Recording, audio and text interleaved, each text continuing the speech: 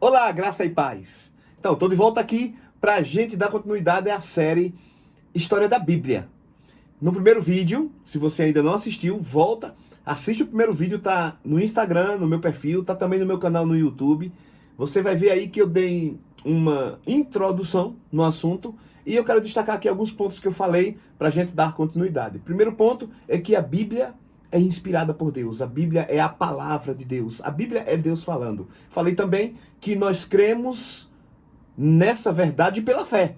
A graça de Deus nos alcançou, Deus colocou uma medida de fé no nosso coração, e essa medida de fé, ela já torna possível crermos em Jesus Cristo como nosso Senhor e Salvador e sermos salvos pela graça, mediante a fé em Jesus Cristo, como está escrito em Efésios capítulo 2, versículo 8 ao 10. Então, falando isso, eu falei que a Bíblia é inspirada por Deus e que nós cremos nisso pela fé. O próprio Espírito Santo, que nos convence do pecado, da justiça e do juízo na nossa salvação, é o mesmo Espírito Santo que nos convence de que a Bíblia é a palavra de Deus, que a palavra de Deus tem poder, que a palavra de Deus é divinamente inspirada. Amém? Posto isso, eu falei de algumas evidências externas de que a Bíblia é a verdade, evidências científicas, evidências arqueológicas. A Bíblia é um livro que contém profecias e profecias que se cumpriram, comprovado na história. Então, a gente deu uma breve introdução. E a partir de agora a gente vai falar um pouco mais dessa história maravilhosa da palavra de Deus. Algo importante que eu já toquei lá no primeiro vídeo e eu vou continuar aqui. A Bíblia é a revelação de Deus. O nosso Deus, o Deus que nós, os cristãos, cremos, o Deus verdadeiro, o Deus Pai, ele é um Deus que se revela para os seus filhos. Ele é um Deus que se revela para o homem. E a Bíblia nos mostra isso. Foi a vontade de Deus desde o princípio se comunicar conosco, se relacionar conosco. É por isso que Deus nos fez a sua imagem e semelhança. Exatamente porque ele desejava comunhão conosco, um relacionamento. Algo que Deus colocou em nós, que é dele, que é conforme a sua imagem e semelhança, foi exatamente o raciocínio, a cognição, você saber quem você é, você saber que você está aqui para um propósito, você ter dúvidas sim, você questionar, você estudar, você compreender, você entender, você ser capaz de se comunicar, de se relacionar. Isso tudo está nessa característica que nós temos, nesse atributo que nós temos por sermos imagem e semelhança de Deus. Então, a gente vê na Bíblia Deus, assim que ele cria o homem, ele já fala com o homem, ele já se revela. E onde na Bíblia está a primeira vez que Deus se revela ao homem, se comunica com o homem? Está lá em Gênesis, capítulo 1, versículo 28, que diz o seguinte: E Deus os abençoou, e Deus lhes disse...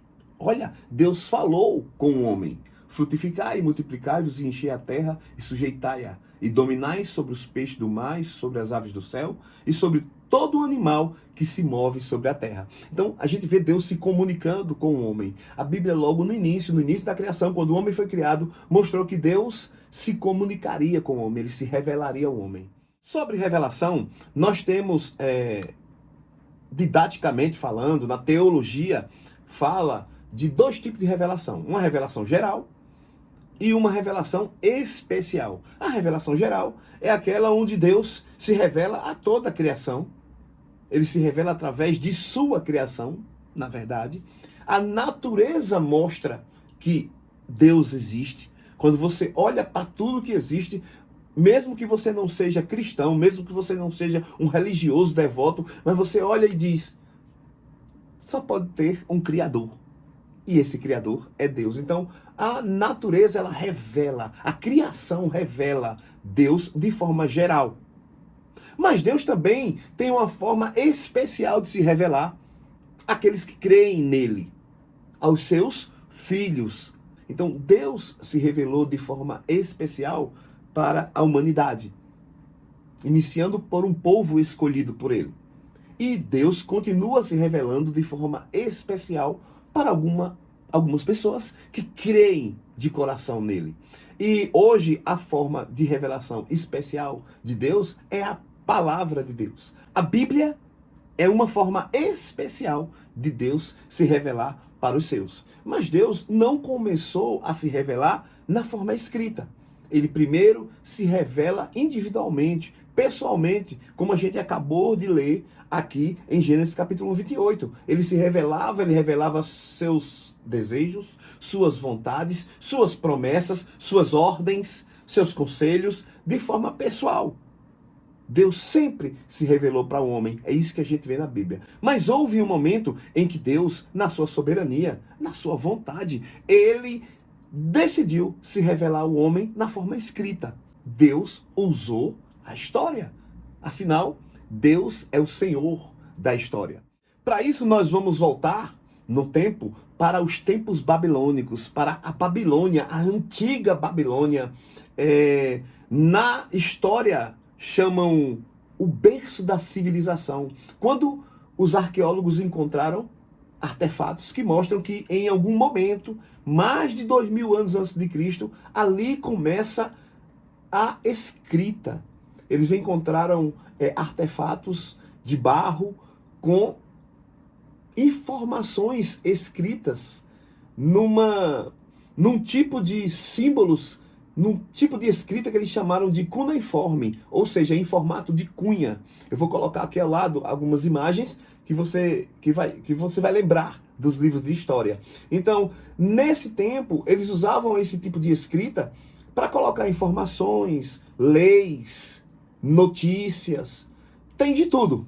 Os arqueólogos acharam todo tipo de informação, conseguiram decifrar esses símbolos que viriam a se tornar as letras que nós temos hoje. Então, existe alguma mensagem bíblica em escrita cuneiforme? Não. A Bíblia foi escrita em hebraico, em aramaico e o Novo Testamento em grego. Nesses artefatos não tem nada escrito que seja a palavra de Deus ou a palavra inspirada por Deus. Mas nós entendemos que Deus estava preparando a humanidade para, no futuro, Deus se revelar na forma escrita. Então, o próprio hebraico não existiria se não tivesse começado, muitos anos antes, a escrita nesse momento da civilização que acontece lá na antiga Babilônia, ok? Outro nome bíblico para essa região seria Ur dos Caldeus. Você vai ver isso na Bíblia falando da terra de Abraão. Então, é nesse ambiente, nesse tempo, nesse período que surge a escrita. E a escrita já foi uma providência de Deus, o surgimento da escrita, para futuramente se ter a língua hebraica, a escrita hebraica, que foi assim que a Bíblia foi escrita. Essa Bíblia que nós conhecemos, o Velho Testamento, foi escrito no hebraico, e alguns livros mais tardios foram escritos em aramaico. Anos mais tarde, a gente vê a Bíblia surgir na forma escrita entre o povo de Israel. Pessoa de Moisés, o grande Moisés, ele recebe de Deus a palavra de forma sobrenatural. Deus começa a falar com Moisés, como ele sempre falou com a humanidade, de forma individual, de forma pessoal. E Moisés é um mensageiro de Deus para o povo. E Deus se revela a ele e Deus coloca a sua lei, Deus coloca os seus mandamentos, Deus escreve os seus desejos, a sua vontade para aquele povo, a sua vontade para a humanidade, e ele começa a entregar a Moisés. Primeiro, em pedras, você conhece bem a história, os 10 mandamentos, né?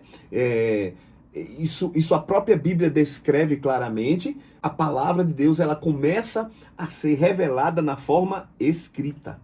Então, você tem Moisés recebendo de Deus os mandamentos, recebendo de Deus os direitos dos povos, direitos e obrigações, e ele escreve. E ele escreve isso por ordem de Deus. Então, isso nos demonstra que era a vontade de Deus se revelar para o seu povo na forma escrita. Vamos ler um texto onde isso está muito claro, está lá em Deuteronômio, capítulo 31, eu vou ler do versículo 24 ao 26. O texto diz assim, ó: quando Moisés terminou de escrever os termos desta lei no livro, deu a seguinte ordem aos levitas que transportavam a arca da aliança do Senhor: peguem este livro da lei e coloquem-no ao lado da arca da aliança do Senhor, seu Deus, para que ele fique ali como testemunha contra vocês. Olha só.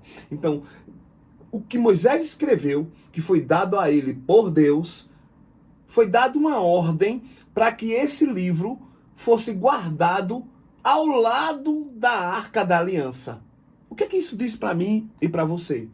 Dentro da nação de Israel, o lugar mais santo, mais sagrado, mais protegido, o lugar mais seguro era exatamente no Santo dos Santos, era exatamente onde estava a Arca da Aliança. Então é lá que Deus ordena que a palavra dele, que estava agora sendo entregue à nação na forma escrita, esses rolos de pergaminhos, esse texto escrito, ele deveria estar ao lado da Arca da Aliança, guardado e protegido no lugar santo.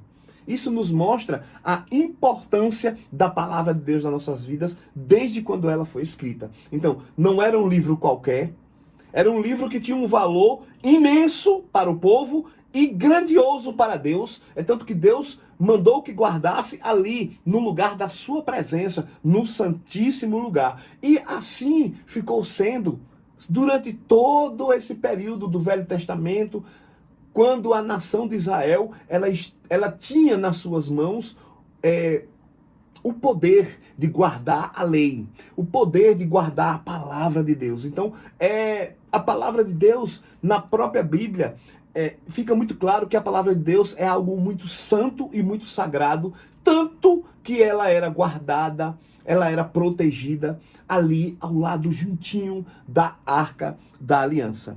E depois que Moisés escreveu os 5 primeiros livros do Velho Testamento, chamado também de Pentateuco, ou ainda de Torá, eram esses escritos que ficavam ali junto da Arca da Aliança. Mas a gente vai observar, lendo a Bíblia, que os escritos adicionais, que a Bíblia no Velho Testamento não só tem 5 livros, os escritos adicionais, eles foram sendo acrescentados a esse livro. Por isso que eu disse lá no primeiro vídeo que a Bíblia é uma coleção de livros. É como se fosse uma biblioteca. Então, conforme Deus foi revelando a sua palavra para outros homens, outros sacerdotes, outros reis, e isso foi sendo escrito, também existia uma ordem para eles irem sendo juntados à palavra de Deus, à lei de Deus, que já estava lá protegida ali no Santíssimo Lugar. Veja lá em Josué, capítulo 24, versículo 26. O texto diz assim, ó: Josué é o livro depois de Deuteronômio, é a continuidade da obra do Senhor, que antes estava sob a liderança de Moisés, e agora está sob a liderança de Josué. Josué escreve, e também o livro de Josué é guardado junto dos livros sagrados antigos, e se torna também livro sagrado. Por isso que o livro de Josué é para nós a palavra de Deus. O texto de Josué 24, 26 diz: E Josué escreveu estas palavras no livro da lei de Deus, e tomou uma grande pedra e erigiu ali debaixo do carvalho que estava junto ao santuário do Senhor. Então, o que Josué escreveu, ele juntou a lei de Deus. A lei de Deus existia, que era aquele texto que estão nos 5 primeiros livros da Bíblia, e o que Josué escreveu foi juntado à lei de Deus. E isso continua acontecendo com outros livros. O próximo grande sacerdote, o próximo grande profeta depois de Josué é Samuel. E você vai ler em 1 Crônicas, capítulo 29, versículo 29, eu vou ler aqui na Bíblia. 1 Crônicas 29, 29 diz: Ora, os atos do rei Davi, os primeiros e os últimos, eis que estão escritos no livro de Samuel, o vidente, no livro de Natã, o profeta, e no livro de Gad, o vidente. Então, Samuel também escreveu. E os livros de Samuel, que já foi um livro só, hoje é 1 Samuel, 2 Samuel, esse livro ou esses livros também foram juntados aos livros sagrados, que já tinha a Torá, os 5 primeiros livros do Velho Testamento, já tinha os escritos de Josué, agora nós temos os escritos de Samuel, que são muitos escritos de Samuel. Muitos dizem que ele escreveu outros livros, além dos livros que levam o seu nome. E assim foi até Malaquias. Cada livro que era escrito, que era a palavra de Deus, inspirado por Deus, foram sendo juntados a esse livro sagrado. E a gente tem aí o que eu posso chamar de o cânon do Velho Testamento. A gente vai falar mais sobre essa palavra cânon no próximo vídeo, porque a gente vai falar do cânon do Novo Testamento. Ou seja, quando foram escolhidos os livros que são hoje para nós o Novo Testamento. No Velho Testamento foi dessa forma, foi o próprio Deus revelando a sua vontade para aqueles que estavam escrevendo, e ele mesmo ordenava que esses livros fossem sendo guardados, juntados aos livros que já eram considerados sagrados, canonizados, e eles estavam ali sempre protegidos pelos levitas, pelo povo que protegia e que cuidava e que zelava da Arca da Aliança, do tabernáculo, do Santíssimo Lugar, dos Santos, onde estava a Arca da Aliança e onde iam sendo guardados os escritos sagrados, as escrituras sagradas, a palavra de Deus. Amém? Então, aqui eu quero terminar esse vídeo. A gente terminou um pouquinho da história do Velho Testamento. Eu acredito que no próximo vídeo eu vou falar um pouco mais ainda, porque eu não quero tomar muito seu tempo, mas é uma história linda, perfeita. No próximo vídeo eu vou adiantar as cenas do próximo capítulo. Eu vou iniciar falando como eles escreviam o livro, o zelo que os escribas tinham ao fazer as cópias